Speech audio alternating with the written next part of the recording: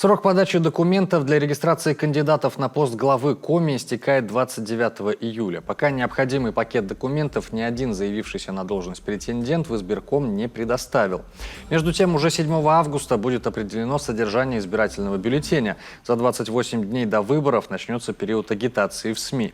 Напомним, всего на пост руководителя республики заявились 5 человек. Это самовыдвиженец Владимир Уйба, представитель политической партии «Зеленая альтернатива» Виктор Бетехтин, от КПРФ Олег Михайлов, от ЛДПР Андрей Никитин, КПСС Сергей Пономарев. Претендентам на должность необходимо собрать подписи депутатов и глав муниципальных образований, а самовыдвиженцу еще и заручиться поддержкой 1% избирателей от числа зарегистрированных в Коми. А еще каждому предстоит открыть специальные счета. Это стандартная процедура открытия специальных избирательных счетов для финансирования своей кампании, формирования избирательных фондов за счет пожертвований юридических и физических лиц, собственных средств кандидатов. Кроме того, безусловно, уже началась предвыборная агитация. Мы можем видеть баннеры, которые появились в городах и районах нашей республики.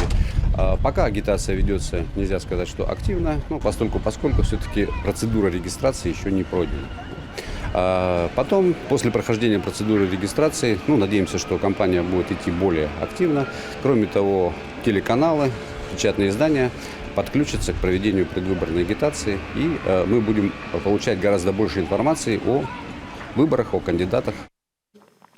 До 29 июля продолжается процесс выдвижения кандидатов в депутаты Госсовета. На сегодня желание принять участие в выборах по единому округу изъявили, внимание, 11 партий. Парламентские, Единая Россия, КПРФ, ЛДПР, Справедливая Россия. Еще 2 партии, также освобожденные от сбора подписей, Коммунисты России и Родина. Далее партия Возрождения России, Зеленая альтернатива, КПСС, партия Народной свободы и партия, цитата, «добрых дел, защиты детей, женщин, свободы, природы и пенсионеров против насилия над животными». Это ее название. Этим 5 необходимо собрать по 3307 подписей в свою поддержку, что равняется 0,5% от общего числа жителей Коми. В настоящий момент зарегистрирован список только одной политической партии – это Коммунистическая партия Российской Федерации. Также документы для регистрации списка подала политическая партия «Коммунисты России». Остальные партии еще находятся на стадии заверения списков кандидатов, и после этого уже будут представлять документы для прохождения процедуры регистрации. Еще раз напомню, что срок для этого заканчивается 29 июля. То же самое можно сказать и по одномандатным округам. Там, где кандидатов выдвигали политические партии, они уже пришли в окружные избирательные комиссии и начали сдавать документы.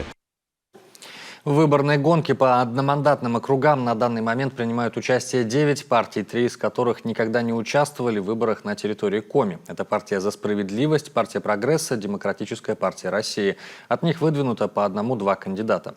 Единая Россия, ЛДПР, КПРФ закрыли все избирательные округа, их 15. Справедливая Россия выдвинула 14 кандидатов, Коммунисты России 7. Ожидается поступление документов от Родины. Для регистрации кандидата по одномандатному округу необходимо собрать 3% подписей от числа избирателей, зарегистрированных на территории соответствующего избирательного округа. Выборы всех уровней назначены, напомним, на 13 сентября.